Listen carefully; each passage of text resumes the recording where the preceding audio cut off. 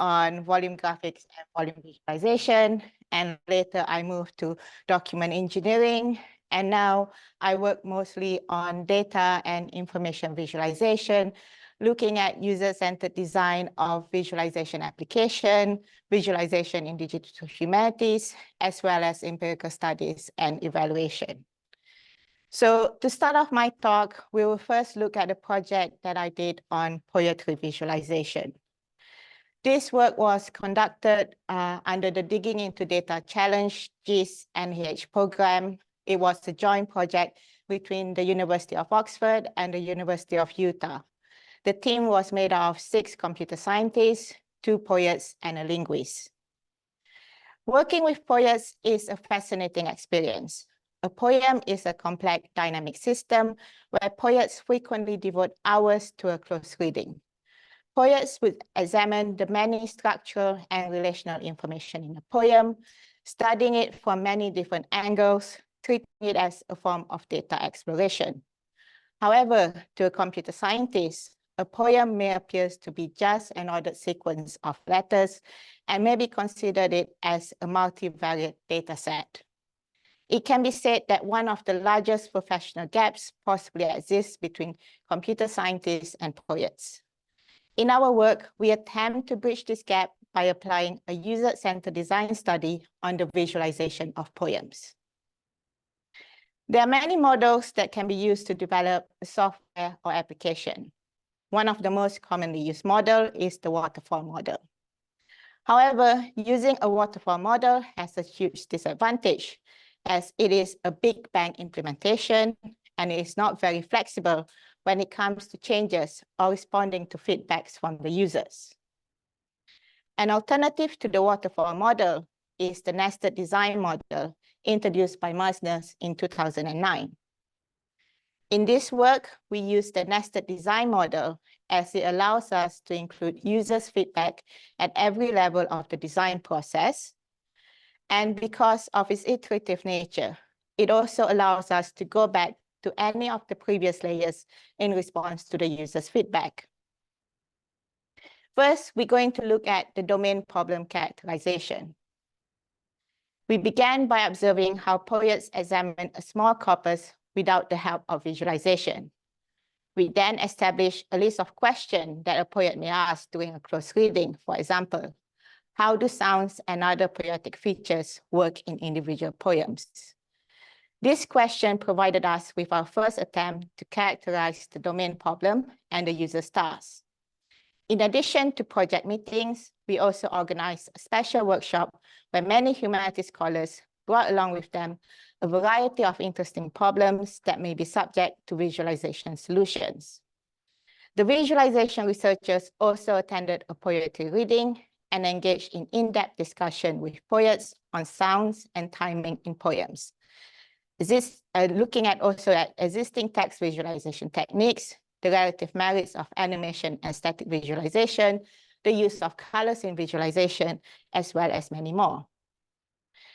We then quickly sketch examples of visualization such as tree maps and parallel coordinates to show to our poets using the data that we captured and extracted from the corpuses and poems. The response that we get from them is that this is not what they're looking for. They're not interested in counting or quantifying either within poems or across large collection of poems. This was an intense period of mutual education for both sides. Then we move on to the data and operation abstraction design layer. In order to help the visualization researchers to get a better understanding of our data, our poets proposed a pilot study on a free verse poem entitled Night by Louis Bogan, with the emphasis on how sound develops in poem through time.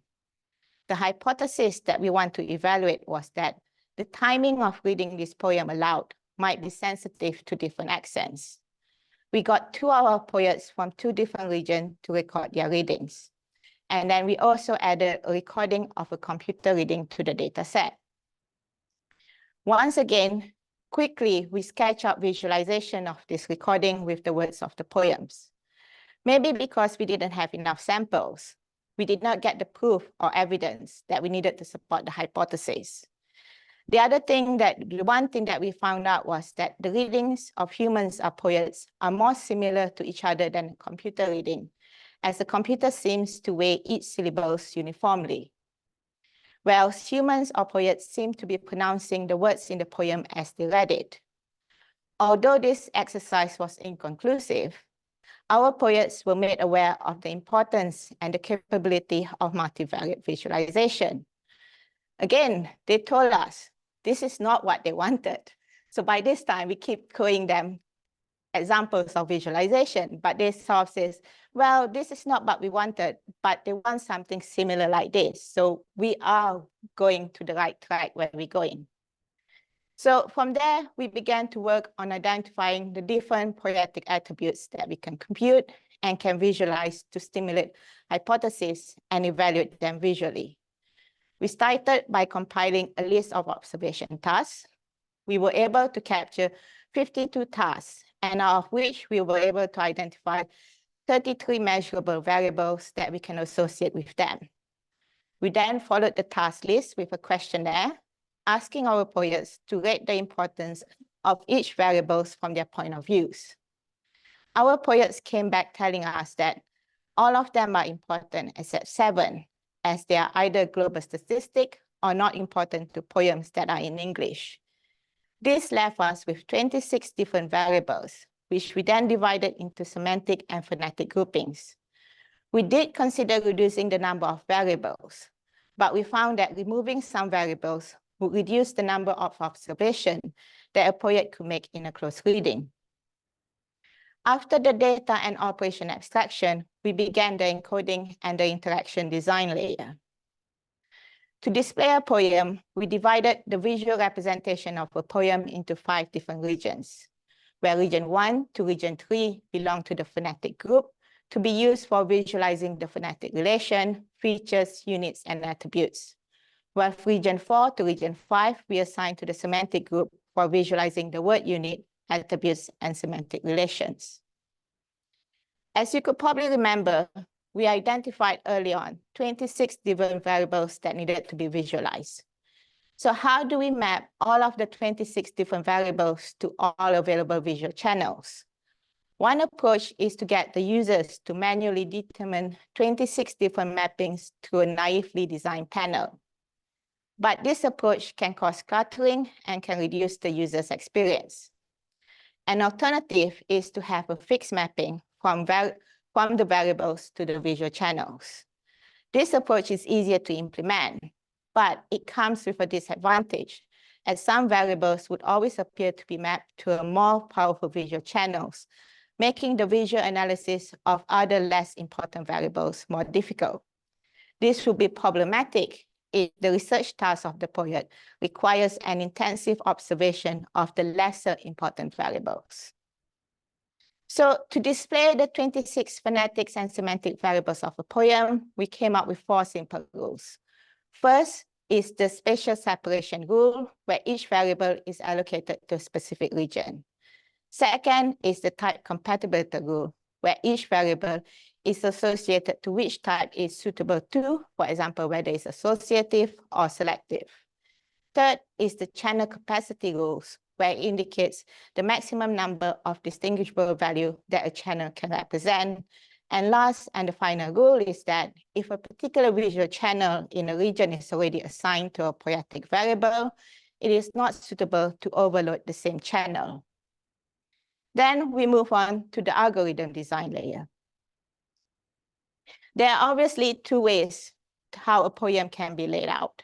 One is by arranging all the characters, words, variables, and attributes in a single line.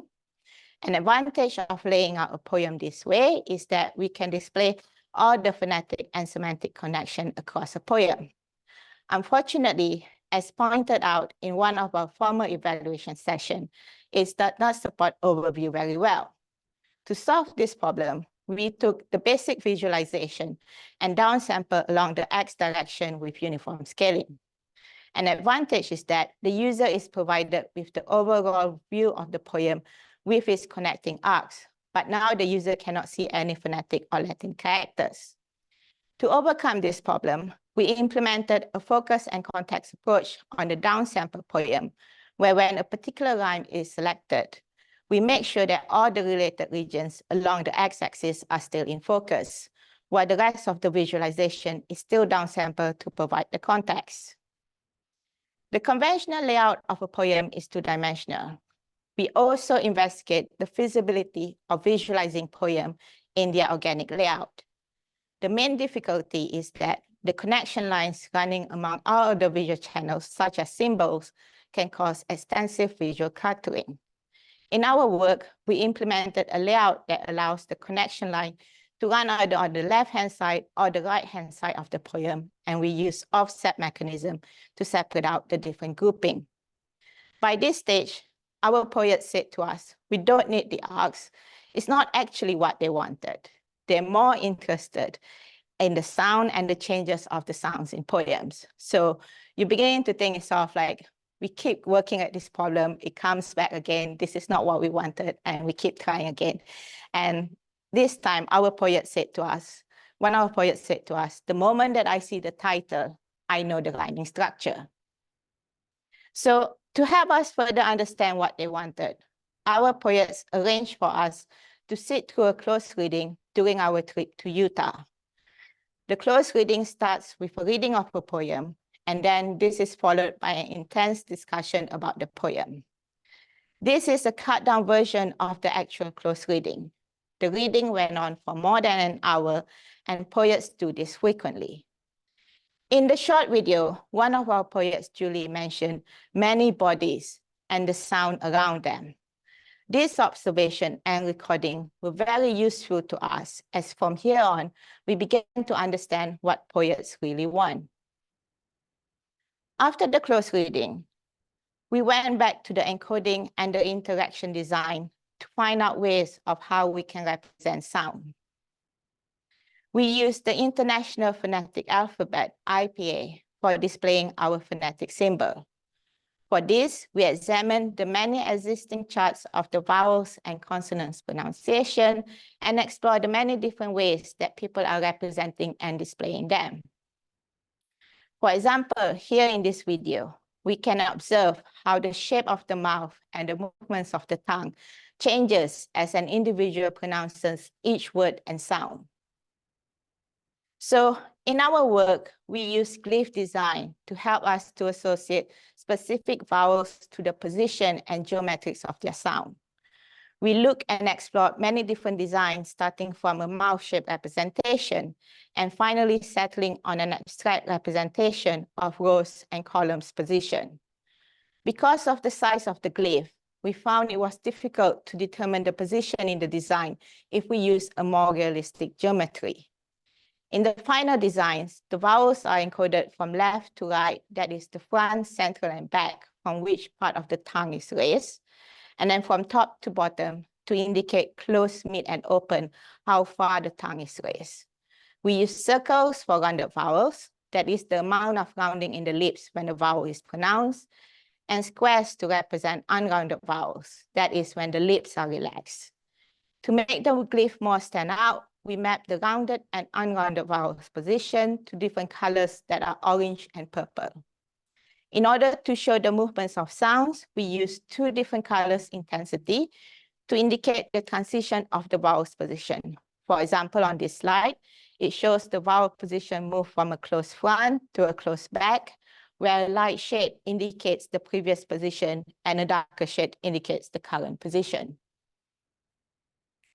Using the vowel's position, our poets have a hypothesis about sounds in poems and texts.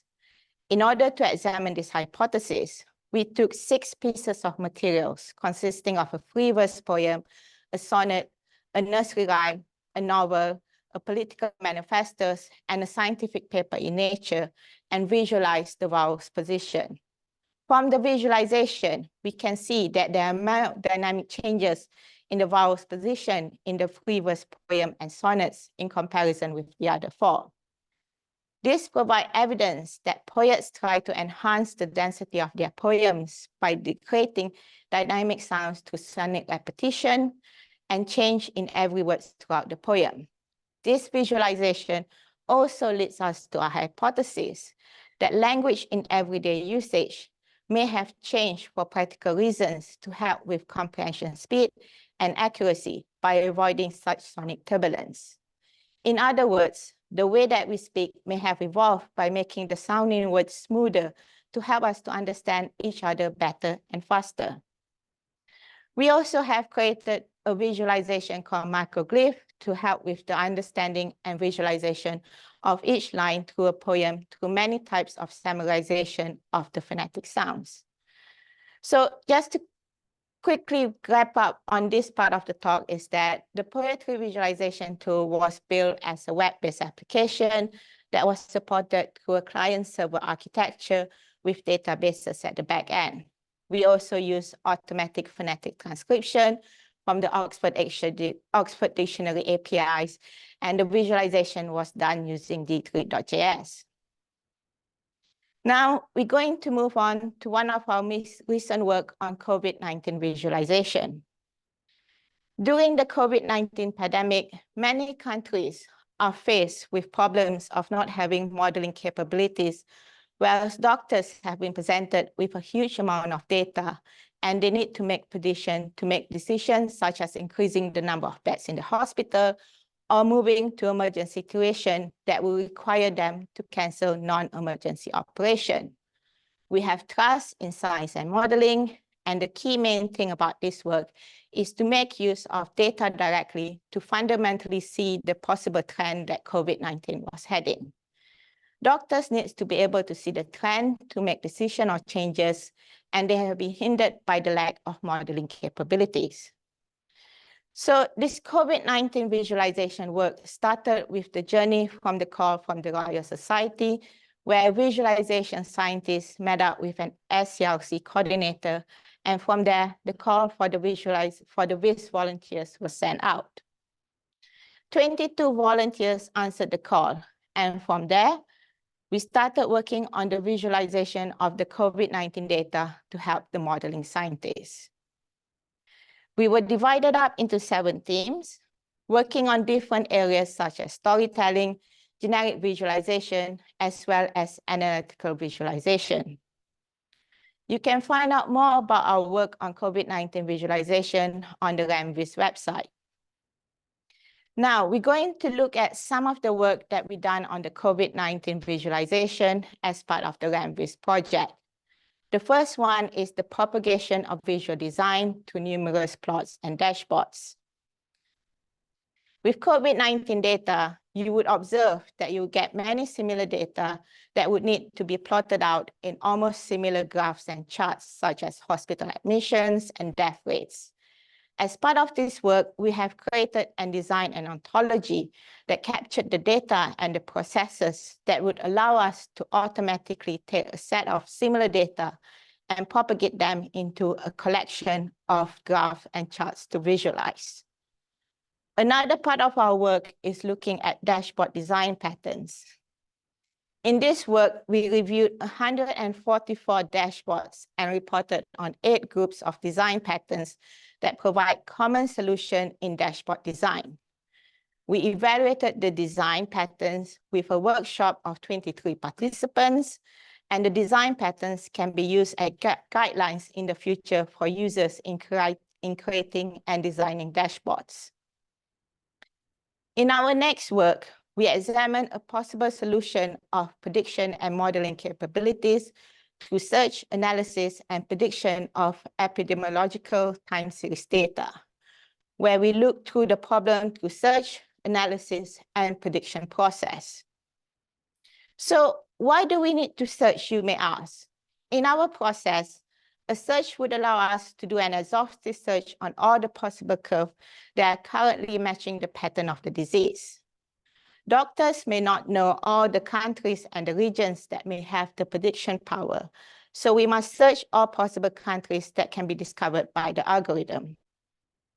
So this means not just exploring the different countries, but also the different time periods, types of data, as well as other cases that are discoverable by the algorithm. The search would examine the database, performing an exhaustive search on all possible curves, that match the current pattern of the disease. We would then retrieve the results using similarity matrices and distant cases and present the users with the countries that can be discovered by the algorithm. So from search, we then move on to analysis, where humans are used to exclude and select the curve based on their knowledge and semantics. The contribution from humans plays an important role as people have insider knowledge as to why certain countries are not being selected or used, or even if the matching curve is too early and may not have the prediction power. The analysis allows us to exclude and select the different countries by looking at the matching curve. As previously mentioned, if the matching curve is too early, then it may not have the prediction power, or the possibility that if the matching curve is too close, then it may have the potential of having a good prediction power. The analysis will allow the users to use their knowledge of not only their resident countries, but also other countries that have been presented to them, such as the different countries' policies and rules such as lockdown, isolation, and vaccination. This analysis part is important as not all presented curves may play a role in the prediction stage. So we have gone through the search and the analysis process, and now we will go through the prediction stage of the workflow. First, you search all the possible curves for the disease. Then you analyze all the retrieved curves based on your knowledge. And then once the data have been selected, then you click and use the data to predict the possible curve. Now, to give an example, what would happen if you use our process in comparison without it? Here is the actual data for Turkey after April 1st, 2022. In this figure, we have presented with 9 countries that have been assumed without using our system. Then, if we use the time series search, we then be presented with 30 countries, and these are just the top 30. After allowing the users to exclude the countries, then we are presented with 18 countries where the users have excluded 12 countries based on their knowledge and semantics. And this can be further refined where we presented with the remaining 9 countries after the users excluded 9 countries when viewing the comprehensive country dashboards. Now, let us formalize the process to the task and the requirement analysis, where we first examine the anticipatory task and the requirement analysis. From there, we build a prototype and carry out an evaluation and survey of needs. And then from then on, we consolidate the analytical tasks, where they are divided into 3. First is the search for initial list of reference time series, where given a set of users-defined criteria, including a time window in the target time series, we use this task to use an algorithm to search in a large collection of time series and identify those featuring 1 or more periods that match with the target time window. Second, we did the identification of the list of reference time series, where given an initial list of reference time series, this task is to remove those time series that are considered to be inappropriate for supporting the prediction task to follow. Finally, the forecasting of the near future based on the selection-based reference time series, where given a filter of reference time series, the task is to allow the users to visualize section of the baseline data for prediction and a mean curve for the suggested prediction. So our search and analysis prediction process, as we call it WhatsApp, has been integrated into the Ramvis infrastructure, which consists of a large collection of dashboards and plots, as well as several interaction tools, including ours. You can find our code at this repository link. This application has been built and carried out iteratively, where at each stage we perform an evaluation. In the first stage, we conducted an initial expert consultation on the tool with 2 domain experts from Malaysia, where we begin with a brief introduction and then an in-depth discussion on the potential usage of the tools and features. The health experts were enthusiastic about the potential tool and indicated that the search page results approach would address the needs for supporting the healthcare expert in anticipating the trend of COVID-19 infection patterns in their regions. The second stage of our evaluation is the engagement survey, where we collected 44 valid responses from Malaysia, Singapore, and South Africa. The main purpose of this survey is to gather reaction to a prediction tool for COVID-19 and to find potential experts for the follow-up evaluation. The survey was conducted to Qualtrics, and the questionnaire had 3 main sections where they were first asked to fill a demographic question about their countries and occupation, and then a series of questions regarding prediction tools for COVID-19, and finally, where they would be interested in a follow-up user evaluation. The results from the survey were that 45% of people said they are driven by the need to observe COVID-19 data and make data-informed decision at work as well. And 57% said that they have used some online COVID-19 data analysis tool. The majority of the survey think that it would be helpful to have a tool that can compare data with different countries and predict future data when analyzing and observing COVID-19 data. So our last and final evaluation is the Think Aloud meeting, where we interviewed 4 domain experts that were recruited through the engagement survey. We received positive feedback from the evaluation, which confirmed that there's a high demand from domain experts for a COVID-19 data analysis tool that could provide multi-country data comparison and future data forecasts. Now, just to recap this work, we introduced a visual analytic approach that facilitates human-guided and data-driven prediction to a search, analysis, and predict process. We demonstrate how challenges in developing a data-driven prediction framework could be addressed by incorporating multi-metrics, multi-criteria search algorithms supported by visualization that enables the comparative analysis and the manual creation of the search results. Next, I'm going to move to one of the work that I'm currently involved in, which is the Quill project. Quill is a framework for constructing negotiated text. Together with historians, I have designed and built the visualization that captured the process of negotiated text. This work was partly funded by EPSLC, and we have held a number of workshops with several nonprofit organizations to identify different approaches to including the Quill platform inside lesson packs for high school in the States. This work started off with the US Constitution, 1787, and now we have captured many US state constitutions and currently working on the Indian Constitution. So you may actually ask, what is a negotiated text?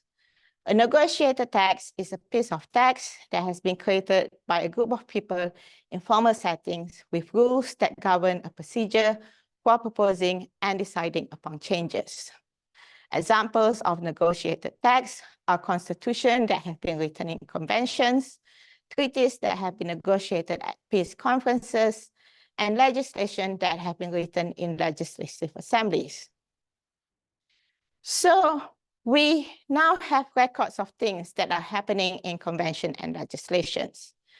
This record itself are a problem, as they are used to keep records to make the negotiation manageable and understandable for just the participants during the events. The records are not meant to be understandable for later reader, which is of primary concerns. There are also other problems that I will mention later on in the talk. Most of the records that are collected looks like this, where it briefly mentions who entered the convention and what motions are being proposed. And then this is how typically being displayed, again, word by word, alongside the original manuscript. And here is another format of how the convention is being represented, text by text and word by word. So basically, our task in this project is to represent how the convention is being displayed and recorded at the secretary desk during the time of negotiation, as well at the end of the day. Working together with a historian, we sketch out what are the important concepts that would need to be captured. So the aim of the project is to reconstruct all the papers that were being recorded. We want to provide users with tools and technologies in a way to explore both the sequence of the events and the hierarchy of the decision-making. We want to provide views that are appropriate to a range of users and settings, not just to the people that are involved in the conventions. And we want to provide the tools to capture the process of negotiation and track the relationship between them.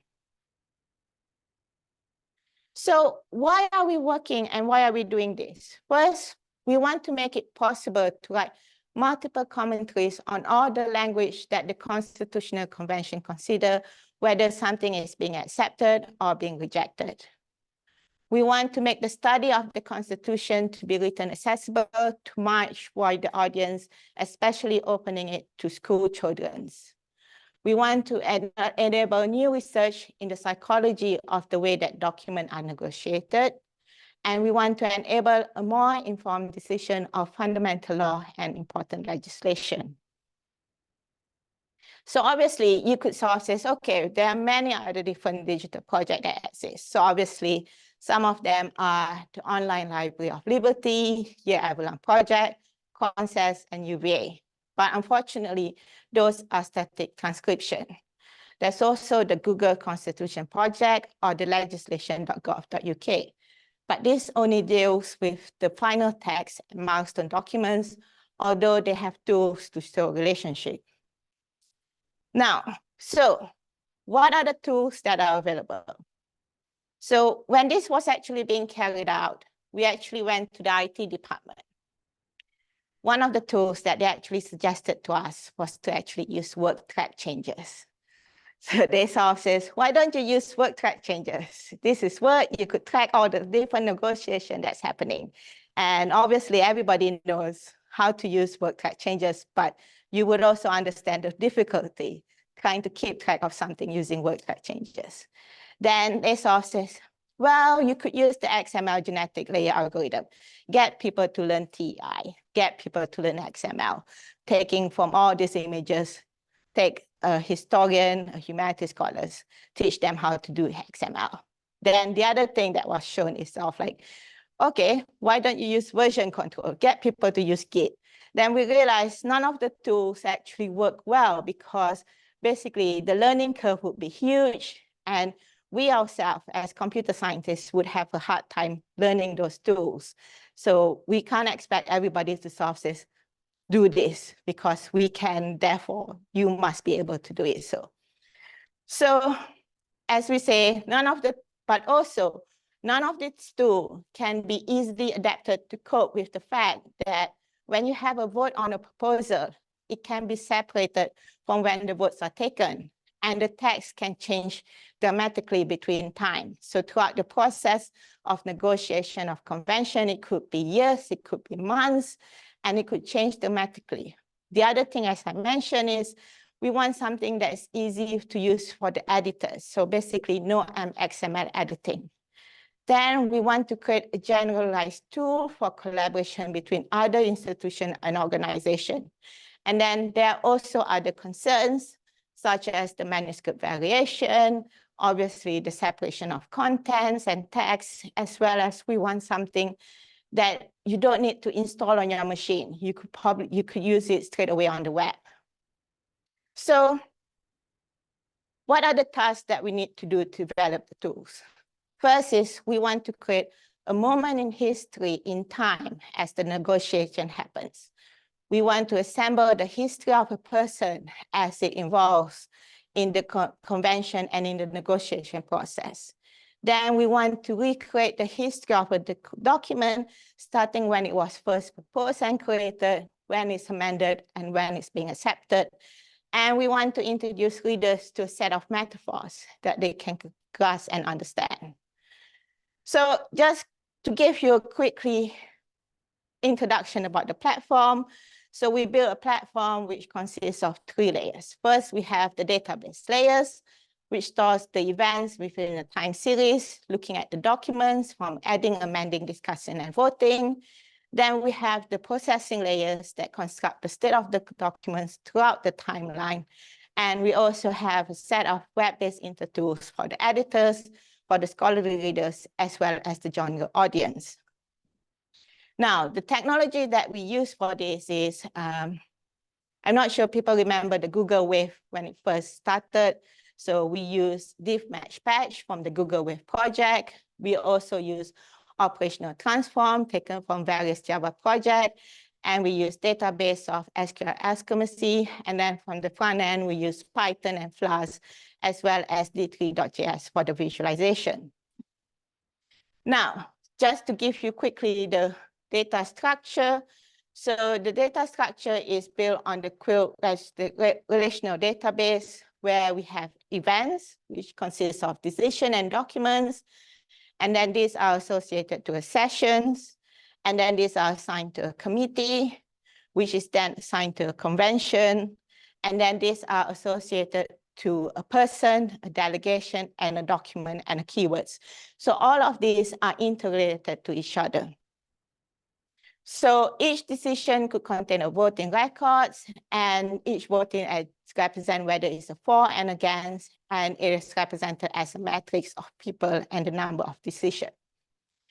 Now, to model the negotiation, so obviously the negotiation was a complex process of convention, which we actually simplified and represented by 4 different symbols by 4 different events. Each convention has a person event where someone is joining or leaving an election. Each negotiation has the document events where people have the proposal to create and amend, passing the documents or debating the documents. Then also we have a decision process where a decision is being made. And then we also have the procedure process, which conduct the discussion other than the text. Now, you could try out the Quilt project at this URL where we have, this is the 1787 convention, but we have a lot of other conventions that's there. Some of the visualization that we have created is where we have actually captured the whole negotiation process of the convention from starting to the beginning of the end, representing the events and the documents that are created throughout every committee. You could also see the committees and the events that are happening across them. And we are also created a visualization that actually captured the whole session and the relation of it. And one of these this visualization is inspired by the musical notation. We also have created statistical tool to represent the relationship, for example, the votings that are being taken and the timeline across it. Now, in summary, we have reported our experience of several fascinating collaboration between computer scientists and domain experts. So computer scientists do not have the semantic knowledge. Domain experts may not have the technical skills. But working together to build a visualization tools to help domain experts explore their research question is a fascinating experience, as it allows us to examine the design process and the many ways that we could actually improve it. Thank you.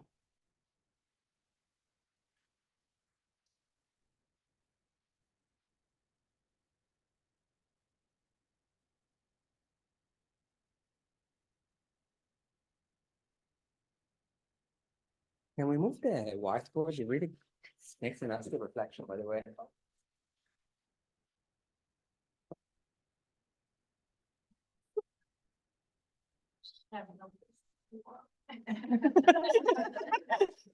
I don't know if it was just in my eye. Thank you. On the last slide, you mentioned this idea of like collaboration between computer scientists and domain experts, which I guess that many of us working on various multidisciplinary projects will have first-hand experience of. I was curious about the first project you showed, the one about poetry. Mm-hmm. In that case, it almost looked like the people coming from the poetry side were almost like your clients, because you kept sort of going back to them and them saying, this is not what we want, and this is not what we want. Have you considered Like, I was wondering if you could tell us a bit more about how the project ended up in that configuration, and whether you considered an approach where you could sort of give tools to the poets and let them build and find out what exactly they want, and how because again, was it a kind of a client relationship there? Yeah, so the first project that I mentioned is also interesting how you actually mentioned it. Feels like I'm treating them like a client. It's also the first, so I was in the industry for a couple of years, and that was my first project coming back to academia. And I think one of the mentality that I have is sort of like, I'm also treating them as a client coming from an industry, but also we do give them tools to try out. But the difficulty that comes in is, I think at that time, there was not a lot of web tools that's being developed in a way. I think that was, might be 2012 or something like that. That's when D3.js start coming out and a lot of visualization coming in. And then I think at that time, there wasn't a lot of tools that can be tried. And the tools that they would need is they need to install something on their machine. And they don't feel comfortable installing things on their machine because technically they're not technical capable enough. But I think if we were coming back, if I were to do it again now, and with all the different tools that are available online, I would probably sort of say, try this that's available on the web, and then trying it out. I think at that time it was the constraint of the technology, and also I would sort of say my lack of experience in a way of dealing with things. Thank you. I'm slightly building on that. So I'm an English teacher, and I can imagine how it would be far more useful to have a tool like that for me as an English teacher than for a poet. So I think it's interesting how I wonder if there was kind of thought about what that tool was for, what the system was actually for. Because I'm curious, when you came back, was it just sort of at a level of like, no, I don't really like it? Or did they have some sense of how they might use it or what they might use it for? So for me, I was really thinking, oh, it would be great if I could show a class, oh, here's how the poem looks. And even if, I don't know how successful it was at identifying the assonance, etc., you didn't mention whether it actually said what the meter was. So if I could actually show the class, look, here's the meter, there's 5 stresses per line. So like, that would be great. That kind of analysis that I'd want to do as a teacher. Poets probably don't want to unweave the rainbow. They kind of quite like to be protective of their work. So yeah, how do they see the purpose of this? So the project, so one of the constraints that we have with the project is that we only had like less than a year to basically go in, understand everything, build everything. The idea that our poets had was the ultimate aim that they want was to build a teaching tool, a pedagogical tool that could actually help, which obviously we identified some of the areas, but we didn't actually fully get to the next stage of building it as a pedagogical tool because time ran out. Is yeah. What did an English teacher sneak in here?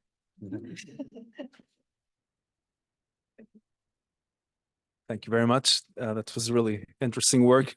Actually, my question was also about, my first question was also about what were the user needs in that case? What did they want them for? But I guess that you just replied to it. So I was wondering about this last example in which you went through your this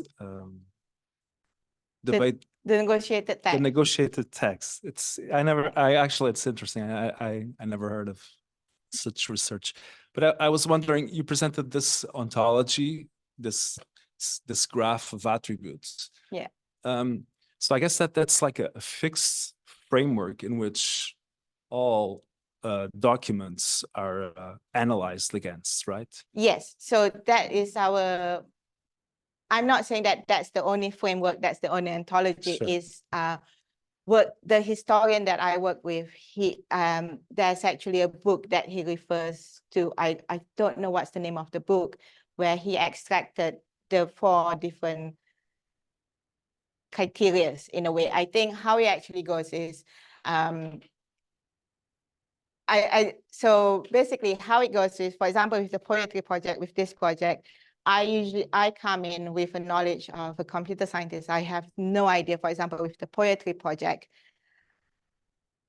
where I grew up with, we don't actually learn English poetry in depth as it is. So basically, I was thrown into a deep end where the poets explained to me, this is what you need to do.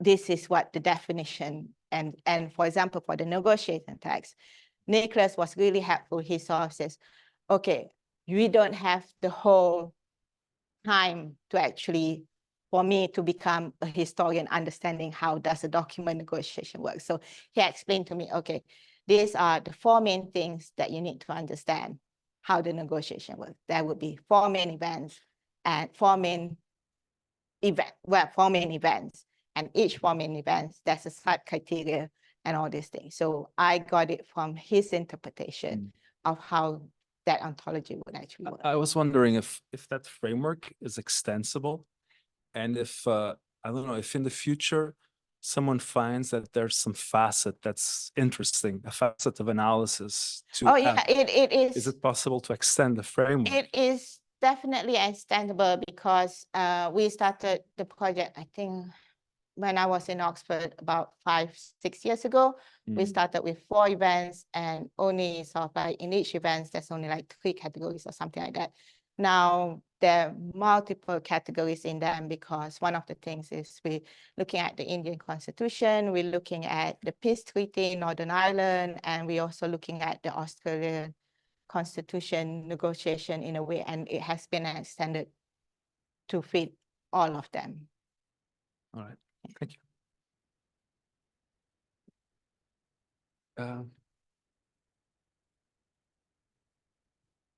Alfie, thank you very much. I have a couple of questions about the poetry visualization and the negotiated text.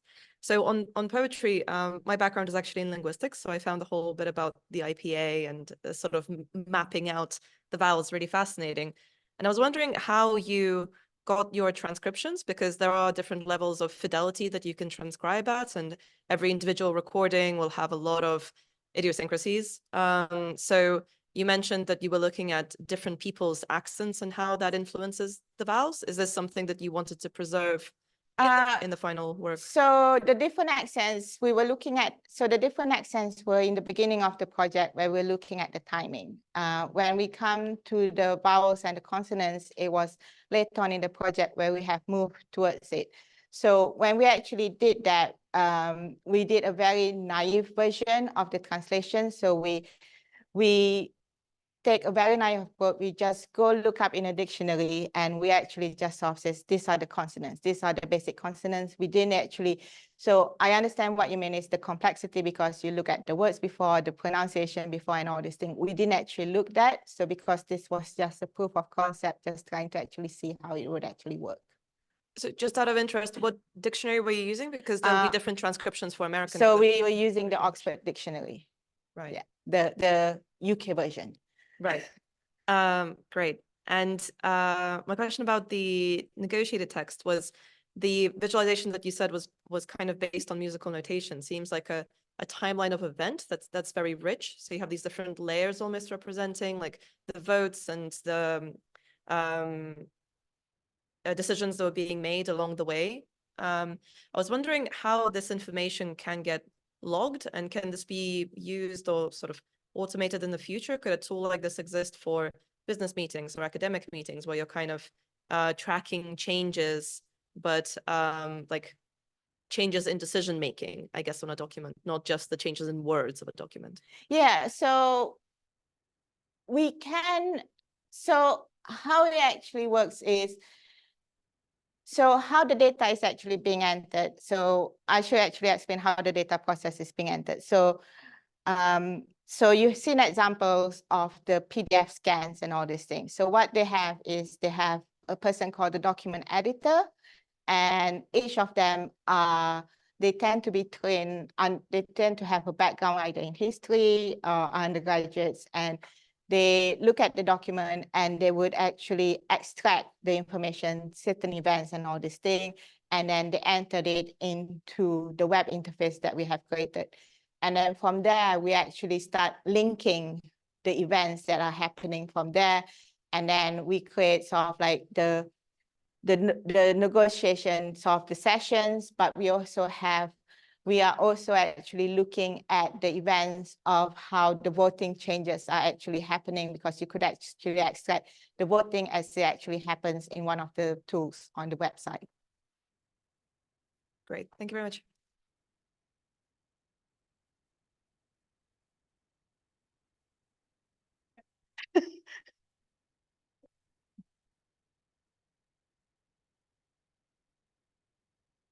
I have two questions. The first question is regarding the negotiated text project.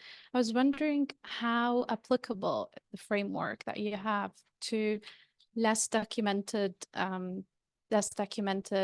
conventions. How do you account for missing data in that framework? And the second question is regarding the COVID-19 project. I'm surprised no one asked about that. No one wants to remember COVID. So I was wondering, through all of the projects that you have regarding the pandemic and your experience, how do you think that the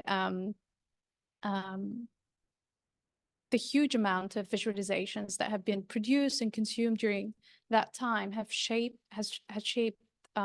how visualizations are designed, what type of tasks people use those visualizations, and also looking at the general public and experts as well? Okay, so the first question was the missing data. So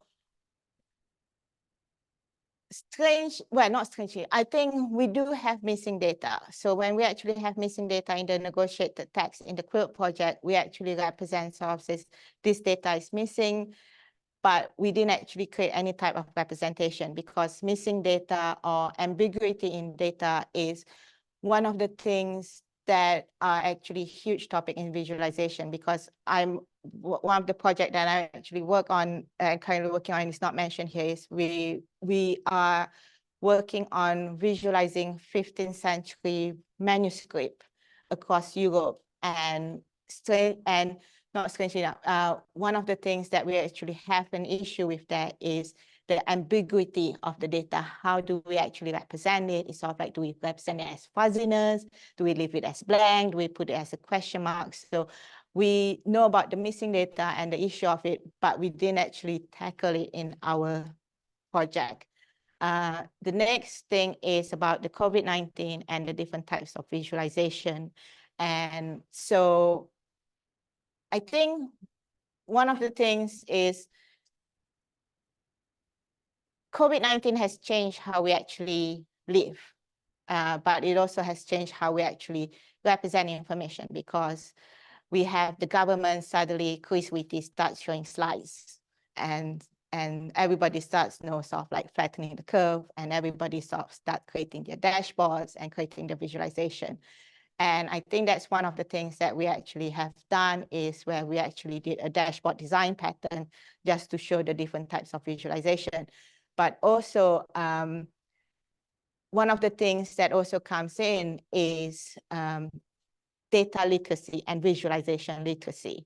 That is also comes in a way of creating a tool for visualization. You have the tool that you create. For example, you could create a tool for the public, but you could also create a tool for the expert users. I'm not sure whether you remember, there used to be a tool called Many Eyes created by IBM.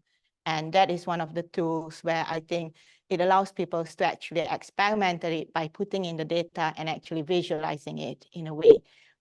So I think it is a very interesting question, whether where the public and the expert comes in, because nowadays, I think with COVID-19, people have changed how their perception of looking at data in a way, because they are now more exposed to visualization and data. And I think we also need to actually see how we actually represent the information.